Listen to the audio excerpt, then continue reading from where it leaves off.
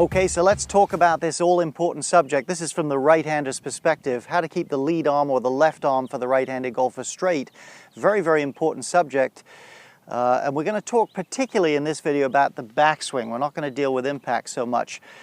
So do in fact all great players keep their left arm straight? Well, not necessarily. You'll see a few, Angel Cabrera, Tom Watson, Curtis Strange. There's probably quite a few more if I could think of them right now that are a little bit bent up there. That said, I like a nice straight left arm, and most of them have a really straight arm. What they all do though for sure is they maintain sufficient space and structure in their backswing. We'll talk about that a little bit later on in the video, but that said again, I like a nice straight left arm.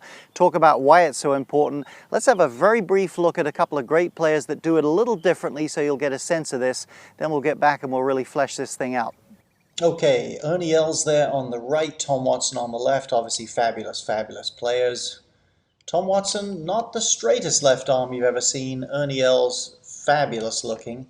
Now Ernie, from what I'm told, is borderline double jointed in his elbows, so it gives him that accentuated look. But either way, that is a fantastically straight left arm. Very, very flexible guy. Tom Watson, though, if I back him up just a little bit, because he's got a long swing there with his driver, he still retains good structure and good space up there. It's not like the club's resting on his shoulder.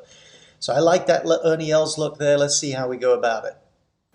So as I said, I like a nice straight left arm if possible in the backswing. Depends on your physique and your flexibility, etc. Here's a couple of things it does for you. Number one, it supplies structure in your backswing. The radius of your backswing, the width of the circle you're making with your arms, is consistent if your left arm is consistent. So it's a much more repeatable motion than a significant change in radius. And number two, you'll find when your left arm is nice and straight, it creates a lot of torque through your shoulder, your tricep, and your lat, and creates a lot of coil that can really help you snap through the shot with a lot more energy and zip. So it's got its upsides for sure. Here's the key, the biggest key I think though in the left arm straight deal. So many people, when they first start to work on a straight left arm, they get that arm straight, but they lose all the speed and motion in the club. The wrists stiffen up. So that doesn't do you any good at all. So here's the thing. I'm going to show you a little drill here that I think is great. And the thing of it is, you've got to, with this left hand, the wrist cock is basically downward, or if you like, out away from my body, pressure with the hands. As I push down and out on the handle, the club head comes back up towards me.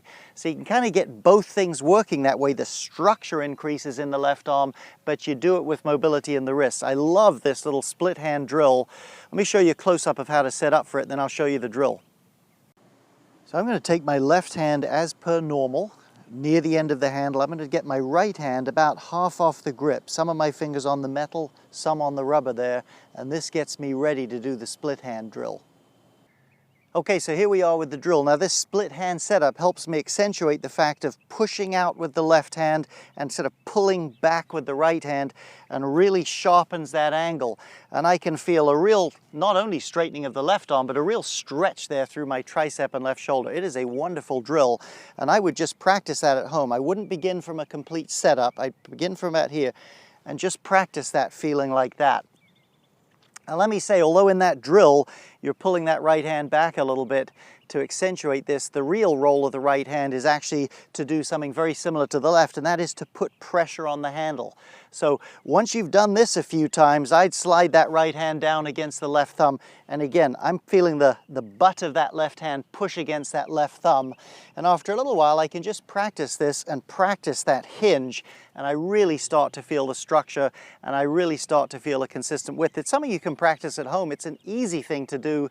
And honestly, if your grip is good, and I have other videos on the grip, if you can supply pressure onto the club, in fact the grip is very important on that, you are going to have the secret to this straight left arm sorted out. And you can really work on this at home and get this knocked out pretty quickly, I promise you. One little thought though, when you do this, make sure when you're adding all this pressure, you don't push your head way off the ball. Head should stay pretty steady, or if you like, spine pretty steady. I see a lot of people accidentally incorporate some lateral motion when they first work on this. Okay, earlier in the video, we said that there are some great players with a fractionally soft left arm. They maintain great structure. Let's have a look from the other angle and talk about that a little bit. So how can you have a slightly bent left arm and still retain pretty good structure in your backswing? And I mention this not just to encourage you to have a bent left arm, but some of you are just not as flexible as that. Your arm's a little bit less you have the less of an ability to really keep it straight, or maybe you're just not that flexible through the shoulders and back, and a little bit of bend gives you more length in your backswing. Here's the key.